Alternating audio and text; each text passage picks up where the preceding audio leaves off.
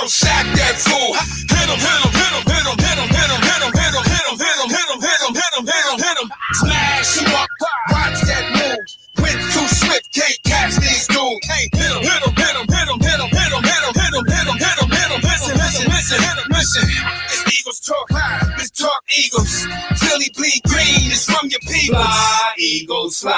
Let's peep the squad. Big Pat shelling, Dante the dark job. Drop the stats on him, drop the facts on him. Spur King, baby, let's get it on. Hey fam, it's your man Dante the Dark Knight, and welcome to another edition of Eagles Talk, the #1 Eagles coverage show on Facebook that is by us Eagles fans for us Eagles fans. That's right, the #1 Eagles coverage show that's by us fans for us fans. So we don't need the opinions of the national guys or anything like that. It's just a bunch of us Eagles fans, die hard, knowledgeable, informed fans getting together every Thursday as we do to talk about our favorite football team, the Philadelphia Eagles. And we talk about them in such a relaxed manner that we enjoy our favorite adult beverage in the form of shots. A couple of things that's out there now. Jeffrey Lurie has anointed Jalen Hurts as the quarterback for next season. He has told his staff not to even try to invoke a quarterback competition. It's his job. I take it as he doesn't want to draft a quarterback, and I'm okay with that. We'll get into it further. Another thing, the Eagles are preparing for free agency, which starts next Wednesday, March the 17th.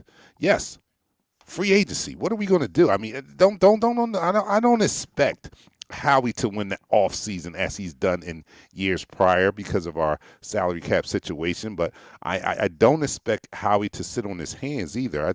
I think he may get some mid tier players, not top tier players, but maybe some mid tier players that'll be around a couple of years. I see that's the play for the Eagles. At least that's what I think it should be. So that's happening. What do you guys think about Howie? I mean, not Howie, but Jeffrey anointing or sending that memo to his staff saying not to bring in any quarterback competition. What do you guys think about that? What do you guys think about our owner is more and more resembling Jerry Jones? And then I'll bring up another slant on this whole thing too, and I'll get your guys' opinion on that. But like I said, this is Eagles Talk. We like to talk about our favorite football team, the Philadelphia Eagles, and we do so in such a relaxed manner that we enjoy our favorite adult beverage in the form of shots. So this is a perfect segue for me to introduce my co-host, the Sandlin boy, Pat, because this is his department here. You know, everybody handles everybody. We got the technical director over here. I handle a lot of technical stuff and stuff like that. Pat is in charge of alcohol, and that's one of his many duties because we wear a lot of hats around here. So without further ado, let's get this show on the road. I will be partaking in the Basil Hayden tonight. Pat, okay. What are you doing? You want to go to the closet real quick? No, don't go in the closet. Don't go in the closet. Because there's no promise that I will be finishing with this. You know what I'm saying? I'm sticking with my old faithfuls. If it's not Irish whiskey, is Terramana tequila. So I'm doing Terramana right now. You know what? I'm switching up. I don't want to do that. I think I think I'm gonna just go to the Patron tequila. I'm switching up. Sub. All right, so I subbed out Basil Hayden. I'm bringing in the Patron. All right, so here it is, Patron. Just want to show you guys. There it is. All right, so our third co-host is not here, but our fourth co-host, and that's you guys in the room, have showed up in numbers. Thank you for supporting the show. The first person in the room tonight was Christopher Burton. What's up, fam? What's up, Chris? What up, Richard Chris? Boo was second. What's up, Eagles family? What's up, Rich? Moses was third. He said, "What's up, homies? What's up, Moses? Ain't nothing." Dan is in the house. Miss Sandlin is in the house. Hey. And my little neighbor across the street is in the house. I got to scroll down. I'm going to skip a couple of you guys. Tony, I see you, Tony. I see you, John. Batiste from South Carolina, always checking in. And I'm going to get your comment, Andrew, on the screen as soon as we start the dialogue. But let me go down here. Right quick. My little neighbor, Tannenbell, is on and watching. So I guess I'll keep it clean tonight because he's about. How old are you, Tanner? Are you like 10 or no? You're older than 10. I say about 12 or 13. 12 or 13. You let me know, Tanner. But that's my neighbor across the street, and he's tuned in now. So anyway, let's get this show on the road. So here we go. Everybody raise your glass in honor of our Philadelphia Eagles because we have a lot to talk about. Here we go. Down the hatch. 3, 2, 1. You're now listening to the First Quarter. All right. So we are the biggest news I think that led off the week. Chris Mortensen reported this on Sunday when asked about what the Eagles were going to do with Jalen Hurts, and he reported that Jeffrey Lurie has sent out a memo to his staff informing them to do whatever it takes to support or make Jalen Hurts successful as quarterback this year. I took it as well, number one, I take it as the owner is telling you that this is his guy. That's who he wants to see start the season. Number two, I take it as they're not going to get a quarterback at number 6. That's the best thing I saw out of all of them. That's the best thing I saw out of all. And everything else is up for debate. But that was the best thing, that we're not going to get a quarterback. With that being said, are we not going to get a quarterback? I've never seen the Eagles really tip their hand when it comes to drafting or anything like that. So I'm under the impression or lean towards the belief that this may be a smokescreen. This may be a smokescreen. I don't know. I mean, like, do you do that? I mean, I think you lose some leverage or something in the draft if you're letting people know they're not getting a quarterback. Yeah, I mean, you don't. I think they already knew that they needed to put Jalen Hurts in a position to win because they put $100 million man out the door, so they had to put somebody in there to. They basically just got to put winning pieces around the quarterback that he drafted in the second round. They have to. They can't go ahead and draft the quarterback in the first. We're not a quarterback factory. No, we're not. Whatever Howie Roseman said last year, that ain't true. Right? We get lucky. We hit on quarterbacks once in a blue moon, but come on now. We're not a quarterback factory. We're not going to draft quarterbacks back to back like the Arizona Cardinals. You know what? There's some weapons, some prime real estate in the first half of the draft, and we need to take them. Yeah, I think this opens the door. If they are not bluffing, if they are, indeed going to listen to the owner. And I didn't finish the whole quote, but Chris Mortensen said that Nick Sirianni understands that what the owner wants, the owner gets. So he's going to do what the owner says. I guess he's going to be in position to try to make or put Jalen Hurts in a position to be successful. And that going out to the staff means, like you said, get him some weapons. Make sure we surround him with weapons and protection, both of which will help him to be a successful quarterback next year. I have no doubt in my mind that Jalen Hurts is going to perform better than Carson Wentz did. I'm sorry. I mean, like, and I know that's low hanging fruit there. It's easy to say that. It's not hard to make that assumption because Carson Wentz sucked. That's how bad he sucked last year. It's not going to be hard to outplay what he did last year. So I think it's a safe bet that, for me to say that Jalen Hurts is not going to have the year that Carson Wentz had. And I say that for two reasons. Number one, Carson Wentz just had a horrible year. I mean, unless you are a JV quarterback in high school, you should do better than what he did last year. And two, the offensive line is going to be healthy, and that was one of the biggest things that led to Carson Wentz having a horrible year. Is his offensive line was in shambles. It was in shambles last. Nobody was there. We were playing people that shouldn't even be on a professional football field. We had them out there trying to protect them. So those two things together Jalen Hurts is going to have a better year, and he's going to have an even better year if you go out there and get Jamar Chase. Jamar If you Chase, go, yeah. you get Jamar him. Chase is going. He's going number 3, man. He's going to come. So you think he's going to go before Devontae Smith? Man, the season that he had in 2019 is deserving of being actually a top 2 pick. Mm. Uh, I hear the rumblings about the quarterback from BYU. Uh, isn't he the same size as Jalen Hurts and put up the same stats as Jalen Hurts? And Jalen Hurts played in yeah, he played in the Big 12. Let's be honest, but this guy played in the Big Sky, whatever that is. BYU playing. So come on, man.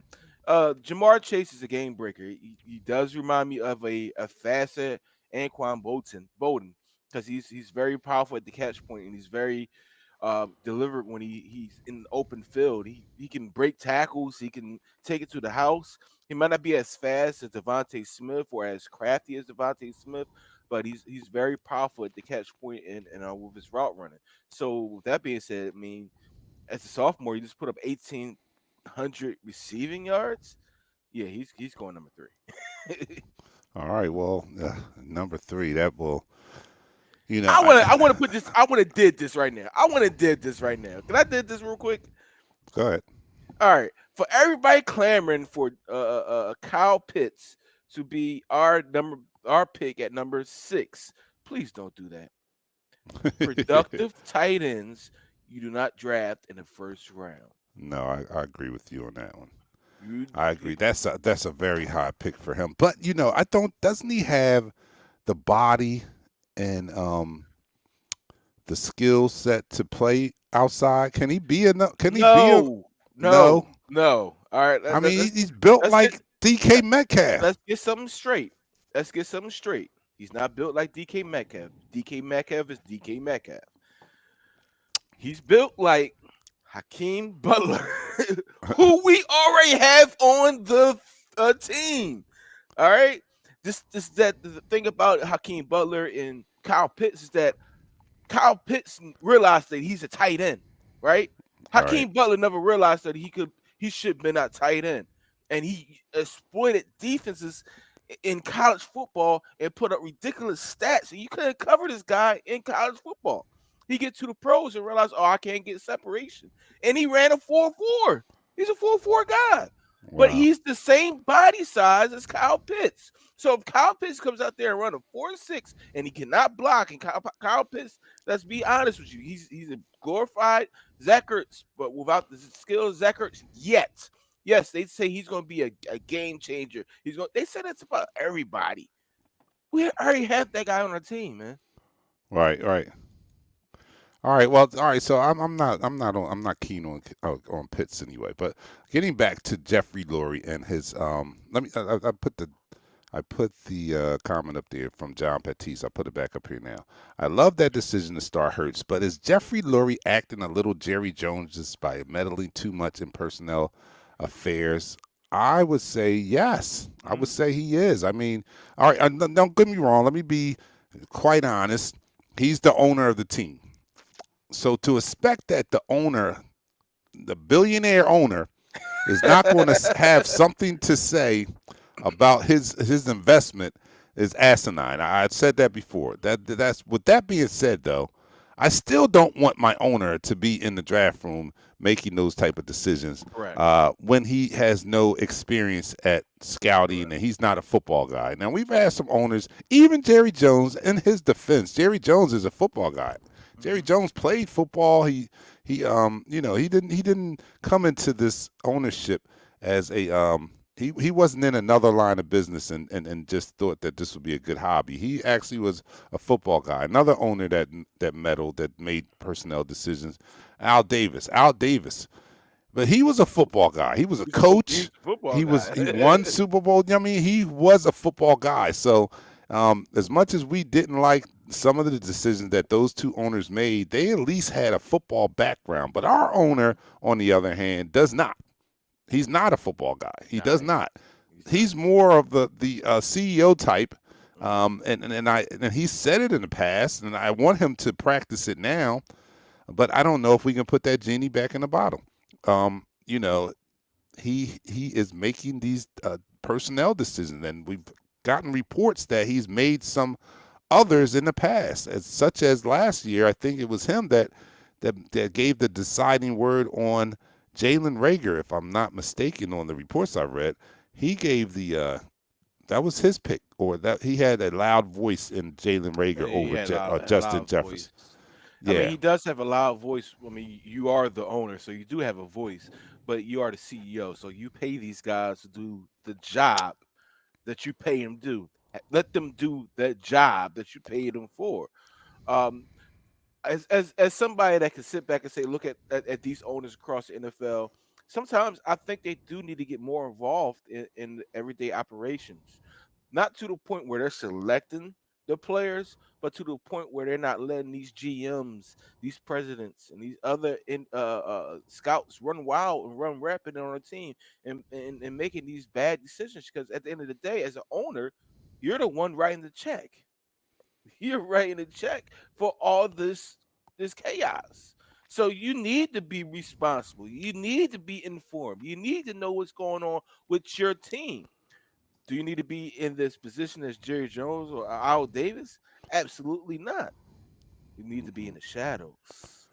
yeah, you need to be in the shadows, and but it's going, like I said, it's going to be hard to put that genie back in the bottle, because if this is true, and he's done this in the recent past, then that means that he's had a hand in maybe choosing some of the personnel that played in the Super Bowl. I mean, played on that Super Bowl winning Yeah. team. And if that's the case, then how can you tell him, after seeing such success as a Super Bowl win, that his method is not welcome, or it doesn't work? Same way with Howie. How do you tell Howie that he's horrible, and he has a Super Bowl ring? He has a Super Bowl ring, and he constructed this roster. Well, we know now that he constructed it with the help of Jeffrey Lurie. But he put this roster together. He put that Super Bowl roster together.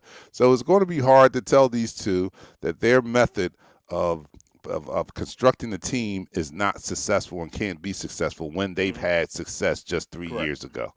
Unfortunately for us, because being informed as we are, and from the outside looking in, we know that this is not a formula that that's conducive to winning on a regular basis. Let's go back to our most successful stretch with Andy Reid. If you were not a part of that decision-making process back then you probably need to step back and not be a part of this. I admit it was a great year in 2017, but I also admit that was lightning in the bottle. A lot of things just happened to come together during that year. The free agent signings, the draft. The draft wasn't outstanding outside of Carson Wentz, but that roster was formidable, and it was just what we needed to win the Super Bowl. Every time a person went down, a person came in and they filled that role that they came in. It was next man up mentality, and they played their role to a T. So I appreciate that team for what happened. But it was, like I said, I just believe after seeing 3 years, 3 seasons of the Eagles team after that, you realize that, that was lightning in the bottle. That was just, we didn't have a dominating roster. We just caught lightning in the bottle. Just happened to sign the right free agents at the right time. And we had, I mean, come on now. Our franchise quarterback, league leading MVP candidate, goes down, and we still win the Super Bowl. That was a special year. So I say that to say, Jeffrey, I don't want to see Jeffrey in that role of being more in personnel decisions. I do not want to see that. I want to see the guys that he hired do that. Now, unfortunately, the guy that he hired is Howie, and everybody in the city or a fan of the Philadelphia Eagles want to see Howie gone. Now, here's an interesting point right here. Could it be that Jeffrey Lurie, or this report is coming out to take some of the pressure off of Howie Roseman? Because we've been talking about Jeffrey Lurie all week. I mean, that's all you've heard about was the Jeffrey Lurie, and no longer are we talking about Howie. And Howie doesn't deserve a pass, but could this have been orchestrated by the Eagles organization to kind of take some of the heat off of Howie, because now that you hear that, now you almost like, all right, well, I mean, I'm not that person, but some people who are Howie pundits, or they could be saying, I mean, Howie allies could be saying, you know what? See, it's not Howie. Now we find out he had to pick those people because the owner said pick those people. So is this like, could this be something that's giving Howie a little bit of cover here? Could this whole story, this whole thing, be a play that's giving Howie some cover? So you think it's the Bruce Wayne and the Batman switch? You think it's the Superman and Kent switch? You think it's this old switcheroo? Put this out there and so you could be looked in the limelight as a good guy. You were good. Hell no. We still don't like Howie, man. Come on. All right, so you still don't like Howie. All right, I'm just saying because I haven't heard a lot. You know, I watch a lot of TV. I listen to a lot of sports talk, and the talk has. Don't get me wrong, people are still upset at Howie, but there's been most of the dialogue has been about Jeffrey Lurie and us not wanting another Jerry Jones type situation here in Philadelphia. So, with all that talk and it not being and you know and not a lot of calling for Howie's head this week. It just made me think: Are we giving him a pass? I don't know. Yeah, Richard Boo, good point. I still want Lewis Reddick. I do too, Richard. I do. Here we go. Isaac Ware, good comment here. I think Jeffrey made a good decision. He doesn't say a lot, and let's be honest. Why take a quarterback when we got so many holes? Let's build this team and see what Hurts got. And if it don't work out, if this team is built right, the only thing we need is a QB. Then, right? I agree with that. Just to talk to that point a little bit, and I'll let you talk to it.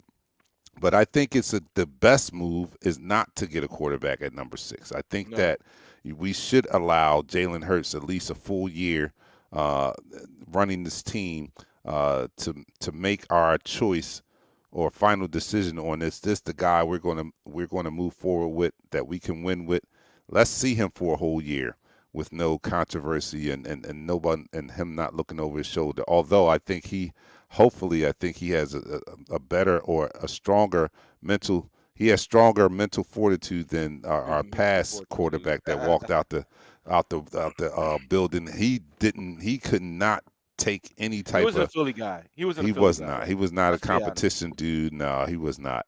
You gotta So be, you gotta be, you gotta be a tough skin. You right. gotta have that. I hate to say, it, you gotta have that Donovan McNabb attitude. Donovan McNabb didn't give two craps for what anybody said about him. He still doesn't. But he, believe it or not, he's the greatest quarterback in our history. Besides, everybody thinks Nick Foles is, but in reality, look at the stats. Donovan McNabb is the greatest Eagles quarterback in the history. Period. Yeah, I agree with that. Well, the first quarter is over, so let's end that first quarter. And that's the end of the quarter. Again, you are watching Eagles Talk, the number one Eagles coverage show on Facebook. That's by Eagles fans, for Eagles fans. We're trying to be the number one Eagles coverage show on YouTube, too. Numbers are very, very low. I think we spoil everyone because we come on Facebook and we share it with all these groups and people that come by and watch the pre-recorded version, like after we go off the air, they always come by Facebook. But if you find some time, your homework is to go to YouTube, please, and subscribe to our Eagles Talk channel on YouTube, please.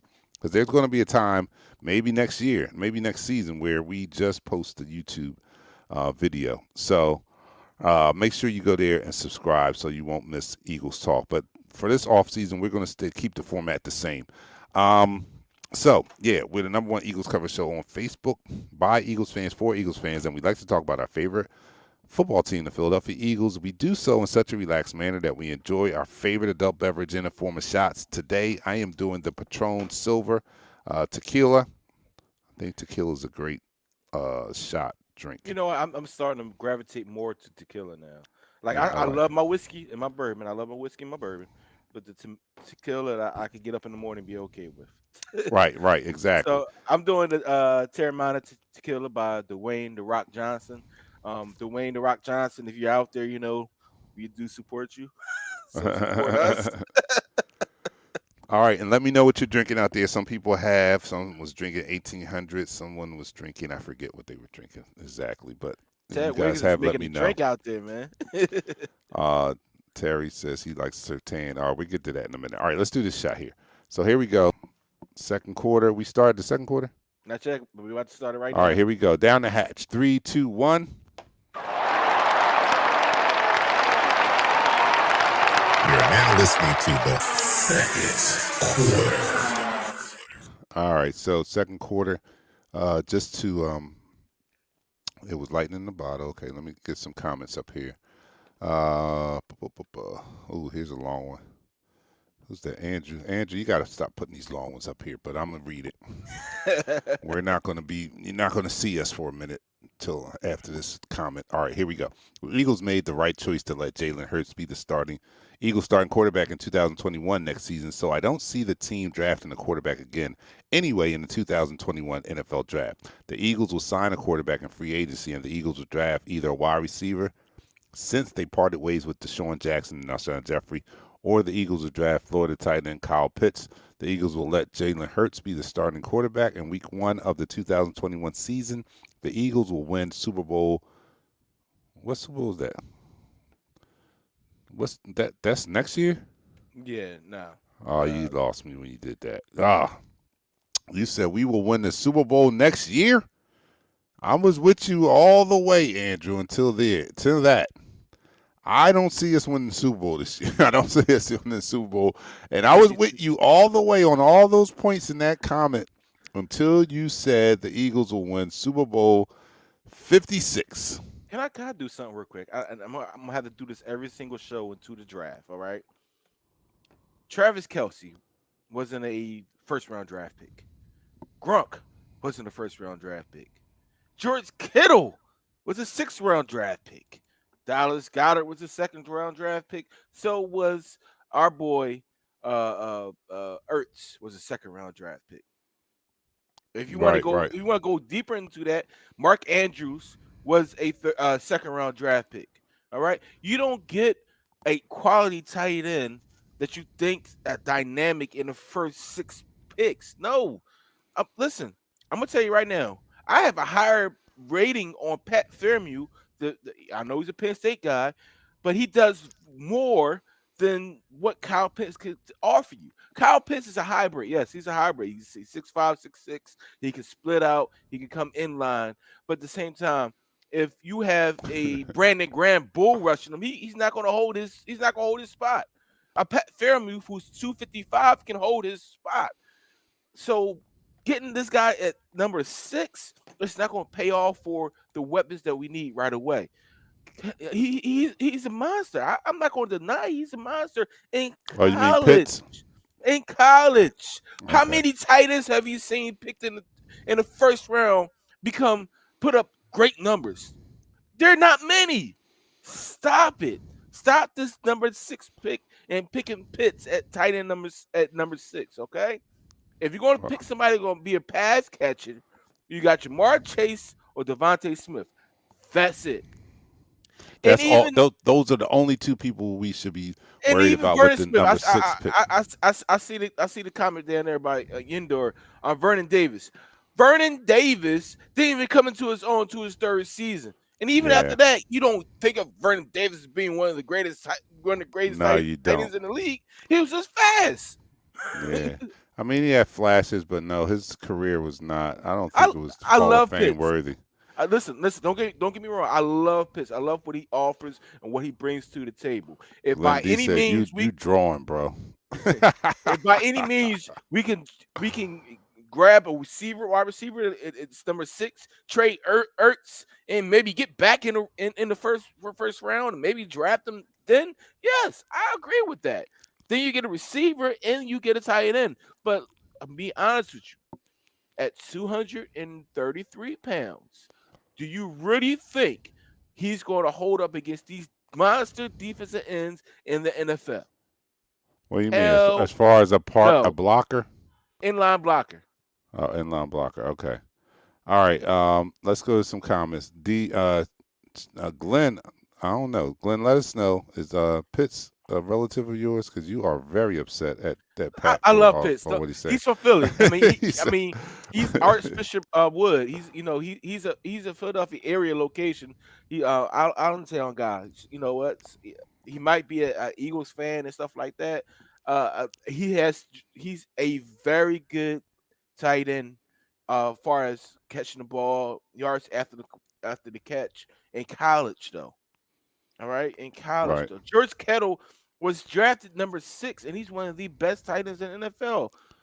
Travis Kelsey's drafted in the 3rd round. He's the best tight end in the NFL right now.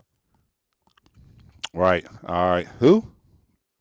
Oh, Uh, Kelsey. All right, okay, I know Kelsey, you. All right. So, Jason Kelsey's Anthony, little brother. yeah, Anthony A says the Eagles need defense, if anything, so they can stop people. So he thinks, probably thinks along the lines with Ricky Long here. He says, I think they should take Sertan at number 6. Yeah, I wouldn't be opposed to that. We have so many holes that you Yeah, know. I don't think there's really a way that they can blow this pick as long as they pick a position that we need help in. At number 6, you're going to get. We might not get the top wide receiver because we talked about this before we came on the air. You think Chase is going to go at number 3, and we're not even going to have a chance at him. I would hope that wouldn't be the case because I would love to have Jamar Chase in the building, but I wouldn't be mad if that Jamar Chase turned into Devontae Smith either. I Marvin just like Harrison 2.0. Jamar. Jamar is just he has just a grown man body. So I would like to see But you know him what? better. But you know what? But Nobody in the hood ever beat a crackhead in a foot race. Right? Crackhead be 105 pounds, race you, take your money, and come back and race you again and take your money again. right. That's if he can get off the line. You know, I mean, he's kind of slender and build. That's if he can get away and get separation. I mean, he has the speed once he gets out there, but as we see, everybody's not the greatest route runner or create separation on the pro level like they do in the college level. Correct. One thing he has going for him is he played in the SEC, and we all know that that's like semi-pro right there. That's like that's Oh, semi-pro. So if you really? play in the SEC, you are pro ready most of the time coming up. So that's a plus for Devontae Smith, and and I'm not going to kick him out the bed. If he's the consolation prize, I'll take him. He's still a dynamic wide receiver, and he should be a game changer. Hopefully on the next level. But Man, I this would dude won a love to have. Heisman Trophy. He's one of 2 wide receivers to win a Heisman Trophy.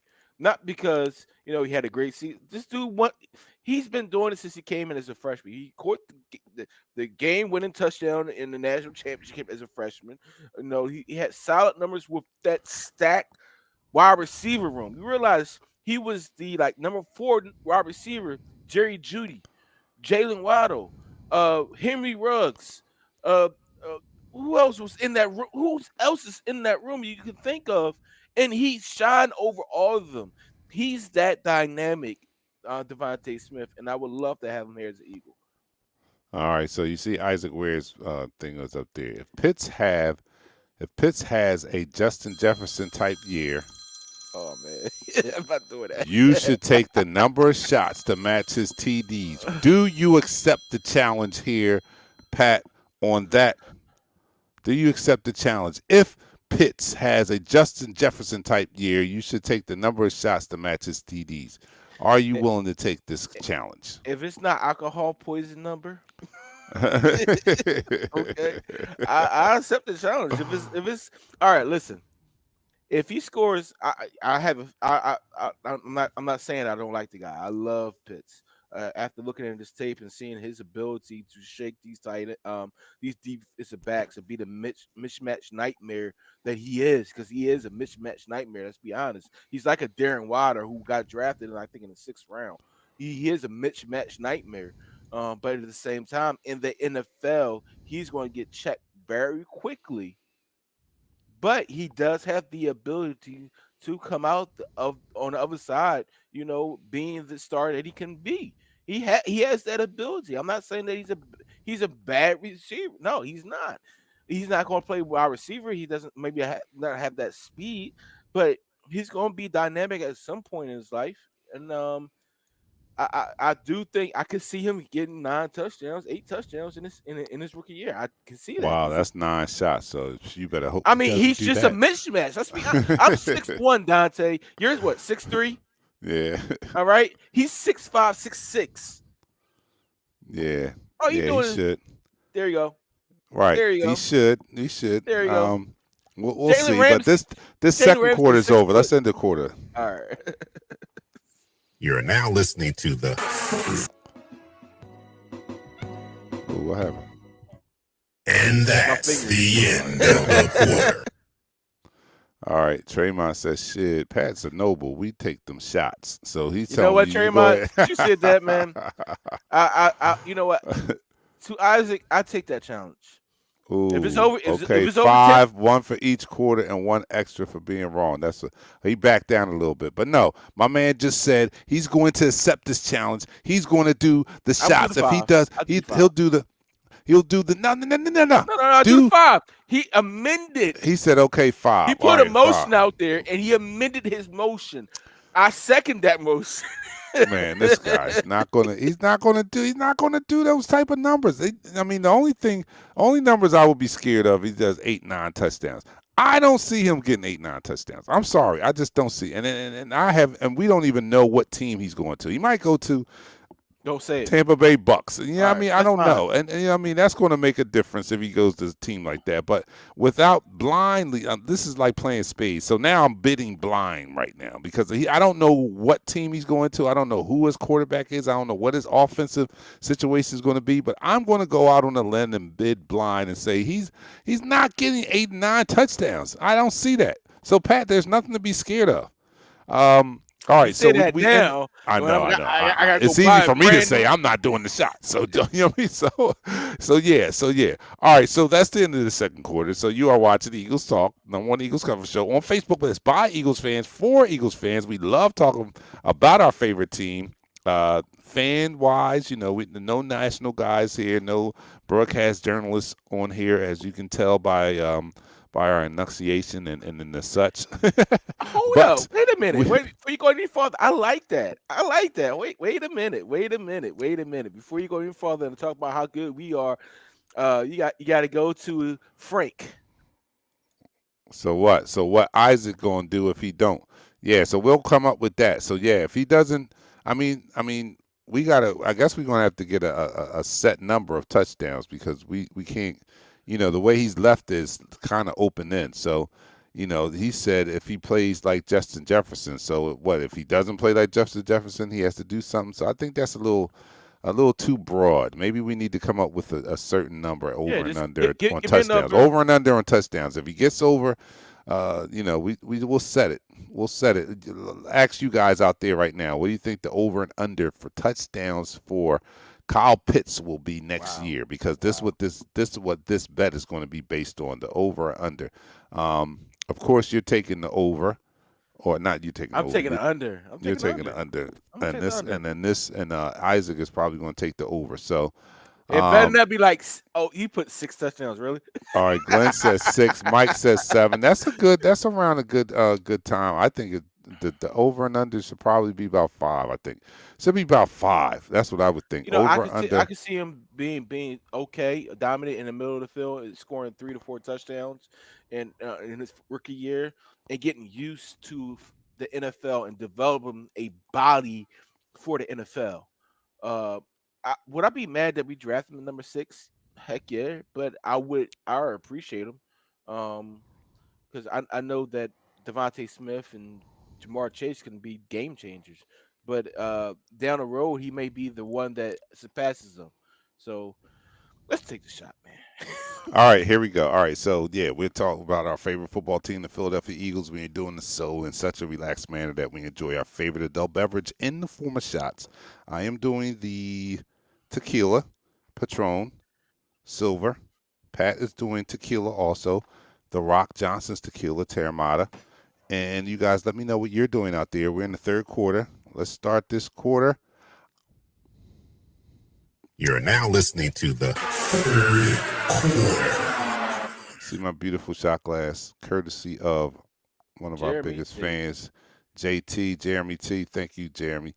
and he has his shot glass also. These are shot glasses that were given to us by JT. Thank you, JT. And down the hatch we go. 3, 2, 1.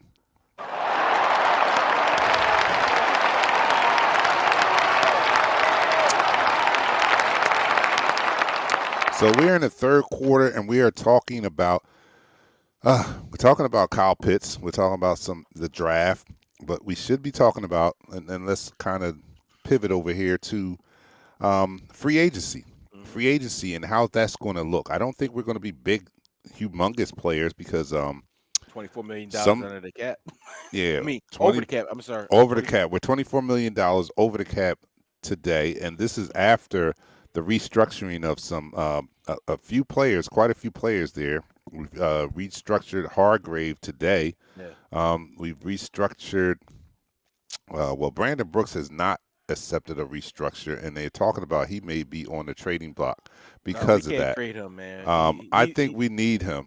I do He's the think we all-pro. need him. He's an He's an all-pro. right guard. But I told you guys there's going to be some tough decisions made because we were so far over the cap that we're going to see some older veterans making a lot of money not return to this team. And now you're seeing a little bit of that with the Brandon Brooks. He may be the first one or one of the casualties of this salary cap nightmare that we came into the season. I think Howie's done a good job in restructuring those that he has restructured to get them down. Kelsey took a restructure. Brandon Graham took a restructure. Hargrave, like I said today, we got quite a few that have taken. I think Lane might have even taken one too. I'm not sure. Lane always takes a restructure. We've had some people take restructures, and we still $24 million over the cap. The cap was reduced. As of today, Dark Knight, we're 17.5 over. All right, so maybe after the Hargrave situation is taking us down to 17 million over the cap. So he's working diligently to get us under the cap because the new league year starts next Wednesday, same as when free agency starts. But free agency legal tampering period starts on Monday. So really unofficially, it starts on Monday. So he has to be under the cap by Wednesday if he wants to sign some free agents. So I don't think free agency is going to look like it's looked in years past because we don't have the money like that. We're not even under the cap as of yet. The cap went down also. Another fact, the cap has gone down. It's $16 million lower, and we kind of anticipated that was going to be lower because there was no people in the stands, so the revenue was not the same as in past years. And this is probably the first time the cap has gone down since, if I'm not mistaken, since 2011. This is the first time the cap has actually receded or, come back. So we're going to be working with a lower cap number. 182.5. That's where the cap number is right now. We carried $24 million over into this year, which is a positive because it's one of the three. I think that's the third highest number carryover for a team. With that being said, they actually thought the cap number was going to be much lower than what it really is. I think they said it was supposed to be between 170 and 175. So for it to be 182.5 is, it's good, I guess. Slay restructured too. I'm sorry. Yeah, Brian. Yeah, Byron. Thanks for pointing that out. A lot of guys restructured. John Patisse talking about Pitts. He says, here's the over under 775. I think that's a lot of yards. The touchdowns I think that's that's spot on. I think that's even, man. 775 yards. Wow, that's saying a lot, man. You guys are saying that he's that's like Hall of Fame numbers coming your rookie year. He's going to get 775. That's damn near 1,000 yards. You guys are. That's a lot. That's a lot.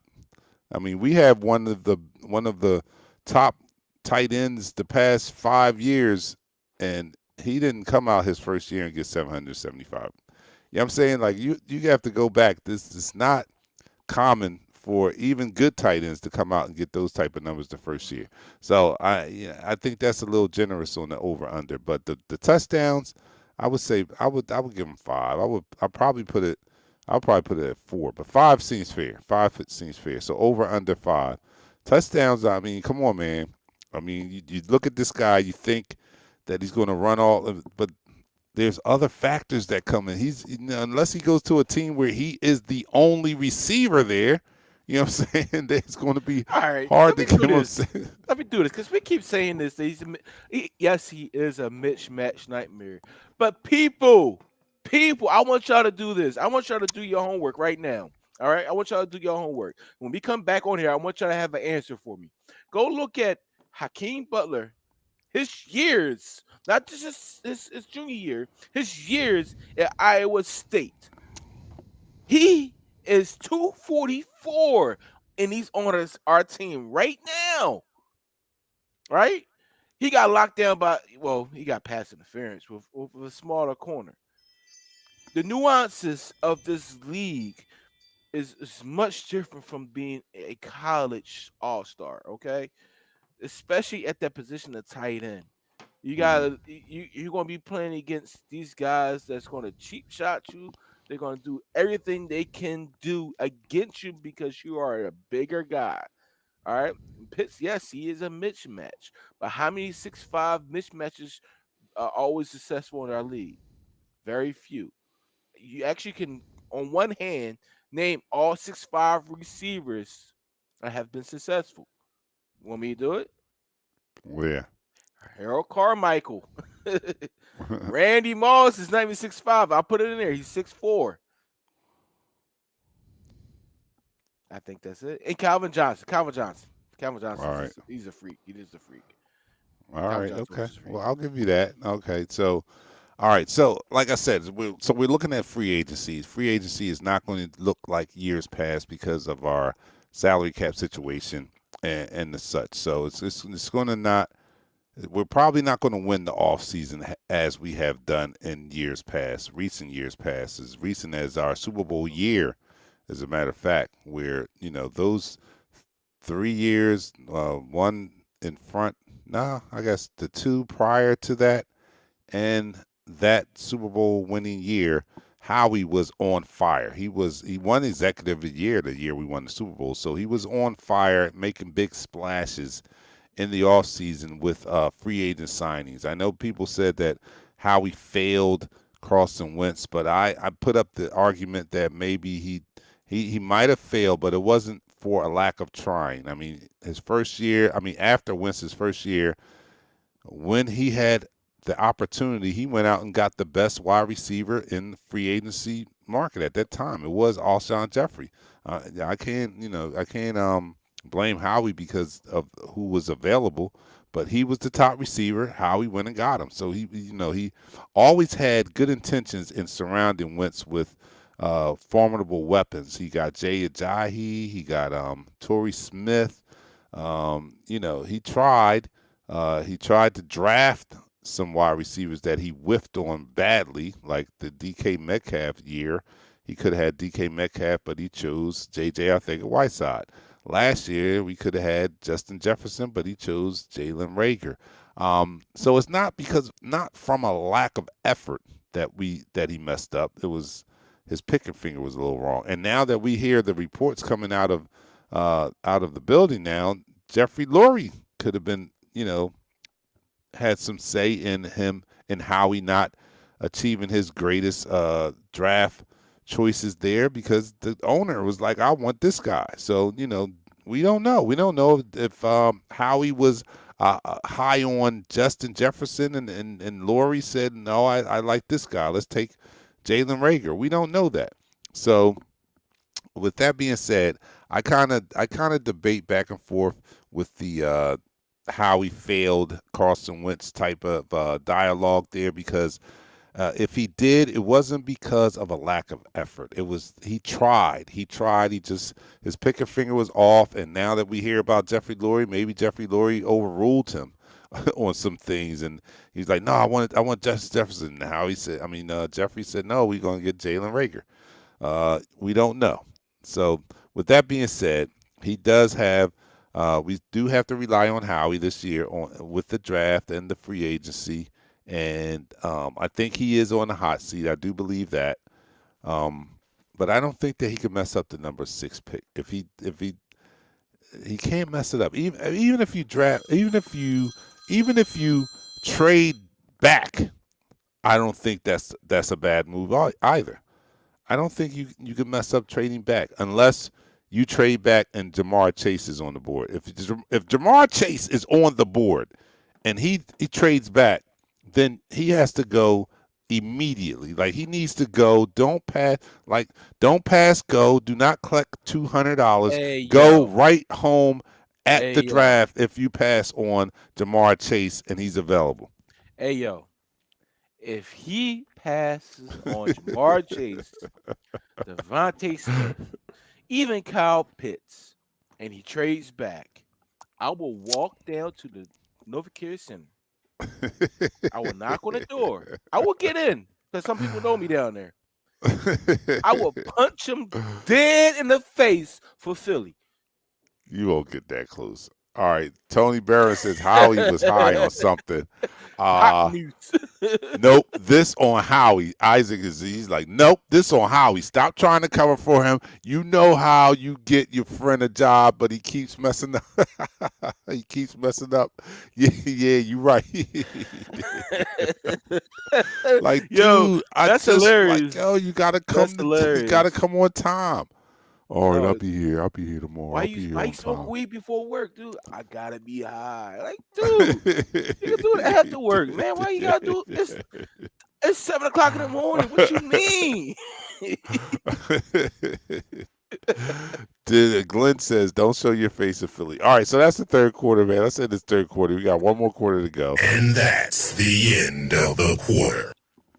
All right, so you're watching, listening to Eagles Talk, the number one Eagles coverage show on Facebook. That's by Eagles fans for Eagles fans. We're talking now about our favorite football team, the Philadelphia Eagles, and we're doing it in such a relaxed manner that we enjoy our favorite adult beverage in the form of shots. I'm doing the Patron. Pat is doing the Terramata tequila, both tequilas, both clear tequilas also. So, and when we're Blanco. talking about what this free agency is going to look like, because it begins unofficially on Monday. Correct. Unofficially on Monday. Tell me what you guys would like to see. Is there any free agents out there you would like to see the Eagles? I mean, be realistic now. You know, It's only I two. always brag about you guys being a very knowledgeable, intelligent fan base of NFL football. So don't give me any stupid answers here because you know what kind of financial situation we're in. You know that we are also in a rebuild. So don't give me I mean, J.J. Watt's already signed, but don't give me like we need to go sign J.J. Watt. No, J.J. Watt is not going to be ready by the time this team is. He's not going to be as effective by the time this team is competing again. So we have to be strategic. We don't have a lot of money, and we can't go get older players that are not going to be uh, good when we are ready to compete. Because I don't think that we're going to be ready to compete next year. I think hopefully, if we'll have a lot of salary cap space in 2022, and hopefully we can make some additions and make some splashes there that can help us accelerate the process. But this next year, I don't think we're going to be very competitive. Let me pump the brakes. We may be competitive because we are in a division that sucks, that's so weak that we do have a chance. I won't take that away. We do have a chance of being competitive, but realistically, I don't see us like going deep into the playoffs or anything like that. But yeah, we probably will be competitive in our division because our division sucks. I am afraid of teams like Washington and what they've done. Their defense is just scary to me. I mean, it happens when you are the bottom of the NFL and you draft in the top five every year for 6 years straight. Let's be honest. You take the top lineman, you can do that. All right, did we do the shot? We did the shot, right? Nah, my All shot is right. in front of me. All right, here we go. Let's do this last quarter shot. Oh boy, I didn't plan on doing 4 shots, but I'm going to here see the we star are. after this one. So yeah, I'm gonna go. Yeah, the basketball team plays too. Um, So here we go. We're doing our tequila shots. Let me know what you're doing, and we're going to talk about. I'm seeing the comments already about who you guys want to hopefully or potentially get in the free agency, and we'll talk about those as soon as we do the shot. So to our Philadelphia Eagles, down the hatch, 3, 2, 1. You're now listening to the fourth quarter. All right. So some of the comments out there. Frank says he wants Galladay, Bud Dupree, and any of the safeties. Not bad. Not You bad. know what? I like Malik Hooker from the Colts, of course. I mean, the Colts have some good players that we can grab if we're Xavier Rhodes. Revived his career there at the Colts. He's an outstanding bigger corner. Then you look at Geno Smith as a backup corner, Marlon Mack as a backup running back. These I mean, these are Do we guys that are bring back Jalen Mills? Do we bring him back? he's a utility guy. And if he could come Utility. Wow. He just he no. just took. Oh, When I'm I about say to say he just utility, took Malcolm no. Jenkins' role on our defense last year, When I and say and he has the I don't same think he stats. sucked. No, he has the same stats. Him and Malcolm Jenkins, they have the same stats. Actually, Jalen Mills had better stats last year than Malcolm Jenkins did in last year. But when I'm saying that Jalen Mills is a utility guy, he has the ability to play every single position on defense, and he has. And I like that about him because he learned that from Malcolm Jenkins. If we were able to bring him back on a cheap deal, yes, make it a long deal, make it a 3-year deal, make it a 4-year deal, $6 million, so it doesn't really strain on the cap because this guy, he loves Philly. He literally loves Philly. His hair is green. Yeah, yeah, yeah. All right. So here's our co-host Sam Shellman. You guys What up, probably. Shell? I hope you guys remember him. He hasn't been on here so long. This might be some fans on here that are like, who? But he is the other Sandlin brother. We have two Sandlin boys here, but he's the other one. And he says, Patrick Sandlin, Dante Johnson, I would use this as a rebuilding year, get back to the basics. We get our line straight and the defense. I will leave the free agency alone. We have too much to do. Save the money for restructuring. That's what Nah, man, it's going to be a You surprise. gotta I mean, compete. You gotta compete. You yeah, gotta yeah. I mean, we in Philly, we fight, right? What's McKell say?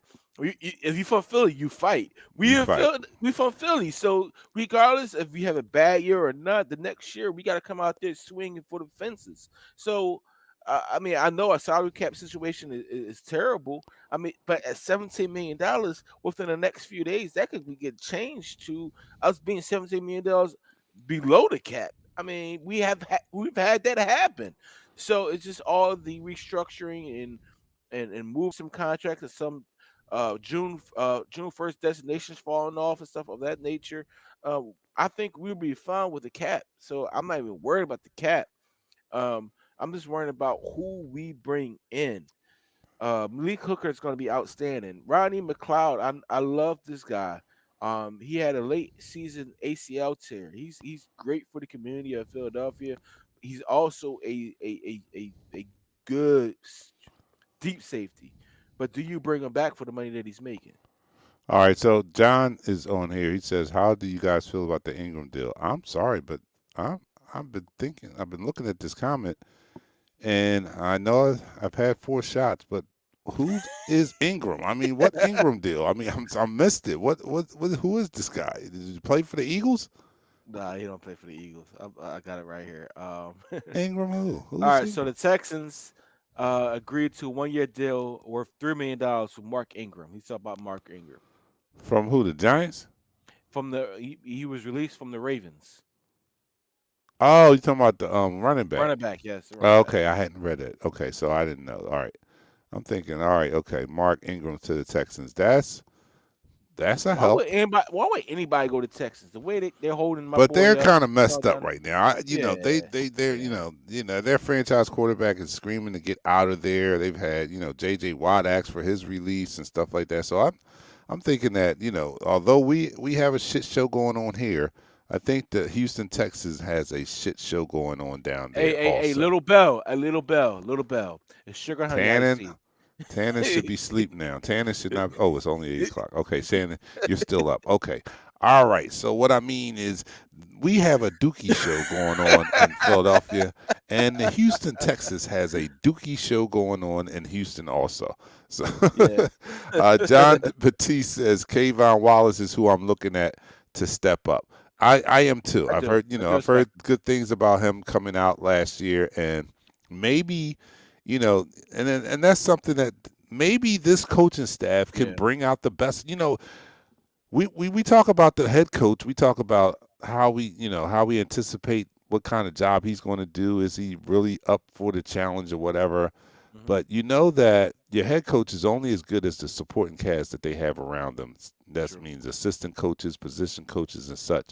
So hopefully he has hit the ball out the park with these guys because they are very young. But like we talked about with the last coaching regiment, uh, you know, last coaching regime, we I don't think there was a lot of position coaches developing these guys. So hopefully we have a new crew uh, when it comes to coaching staff that are going to be better teachers and developers of the talent that we bring in. And I'm looking at Kayvon Wallace as one of those that can possibly raise his level of play this year. And hopefully the coaches are going to put him in a position to be the best that he can be on the pro level. We know that that's a 50-50 proposition. I don't even really have a lot of good things to say about Kayvon last year. I don't know if you saw something I didn't see, but hopefully he'll have a better second year under the new coaching regime, and we can take advantage of picking such I thought he was a good pick coming out of college. I thought he was a good pick. Who's that? K1? Kayvon, yeah. Yeah. I mean, he has to get used to the speed of the NFL, which I think at the end of the season he start playing much better. I think he's going to be actually pretty good for the Philadelphia Eagles. All right, so I hope that we see that. I thought he was going to be a thumper. We didn't see a whole lot of them, but we got a new staff here. We're under a new regime, and hopefully these guys can take some of that talent. And that's another thing too. Like we Mhm. talk about how we having these horrible drafts, but we don't know if it's Howie or if it's coaching. We don't know. We've seen a couple, just a couple guys walk out of our building and turn out to be okay players. I'm not saying they walked out the building and became all pros or anything like that, but we've had a couple guys that left this building and came and turned out to be okay players. So if they're okay players on other teams, wouldn't you say that this coaching staff just didn't develop them or use them in the correct way? That's a possibility. So Yeah. hopefully we have a group in place now that is going to be able to take advantage or put these guys that Howie gives them, that he supplies them with, and help turn them into productive players in the NFL. That's what we need. We need this desperately during a rebuild. At this number 6 pick, it's no secret that we need a star. We need a star. We are devoid of drafting all stars in these past couple drafts. I mean, I'm not expecting Listen you to to your hit scouts. 100% on it, but But listen to our your percentage scouts. is way low. Yeah. Like we're not getting stars, and we need to start hitting on some of these draft picks. We gotta listen to our scouts. We Mm. can't take what they give to the front office for granted. If they say this player is going to be good, we need to get him. And in instance, like everybody talking about Patrick Surtain and Farley from Virginia Tech, but we're actually forgetting about some of the other players: J.C. Horn, Asante Samuel Jr., Taysom Campbell, Eric Stokes ran a four. What is he running? 4.2. I know these numbers in at pro days and combines, whatever, it doesn't equate to the football field. But at the same time, if I got a guy that runs a 4.2 and he's 6'1", I have some confidence in him. So we got to listen to our scouts. Our scouts are at these pro days. They were able to go to some of these games, and they have this information for a reason. Take heed and govern yourself accordingly. Listen to it. Yeah, listen to it. So, guys, look, we are at the end of the program. That was the end of the fourth quarter, man, and it's an exciting Let me end time. this quarter. Let me end this All quarter. right, go ahead. And that's the end of the quarter. It's an exciting time with everything that's going on with our Philadelphia Eagles. Although we are still over the cap number, free agency starts on Monday. So, Yes. I don't think it's going to be big splash type Two of players. Two transactions players. happening Malik as Hooker in and years Xavier Rhodes. past. That's But it. we are looking for something to happen, and we can look forward, hopefully, to something happening in the free agency. I don't, like I said, don't expect a big splash. I just don't see that because of the way we're built right now. But this is still a step along the path or the road to rebuilding, and we have to keep our eye on what's going to happen. So, guys, man, look, I I'm your like this man, comment. Dante Dark Knight. Before you go off, I like this comment. We got to put this one up because Isaac. He has thrown some knowledge out there, and I can't wait for this challenge to come to fruition. All right, we Um, have to do maybe next show. I was going to say this too. We have to do an over and under on how long we think Howie's job is going to be. Like, how many seasons you think he's going to get away with staying here now? I know right now he's etched in stone. He's not going anywhere. if he But drafts the center, the number 6 pick, he's gone after the number 3 pick. I don't know, man, because Jeffrey loves this guy, man. Jeffrey loves him, guy. Bill Crow, I'm going to watch the Sixers game now, and so are we, Bill. Yes, we Thank are. you. That's a great segue because we're out of here. This is the fourth quarter. I'm your man, Dante the Dark Knight, for my co-host, Pat Sandlin, and our co-host in absent, Nichelle, couldn't be here. We'll see her next week. Hopefully, we'll be talking about the free agent we signed Yes. or something like that. We'll be able to report on that. So you guys make sure you come back next Thursday at 7 o'clock so we can talk about what the Eagles did during free agency and what direction they're moving in. We'll see you guys next week. I'm out. Go watch the Sixers. Peace. We go live in 5, 4, 3, 2. Smash him up, crack that fool. Quarterback crack, yo, sack that fool.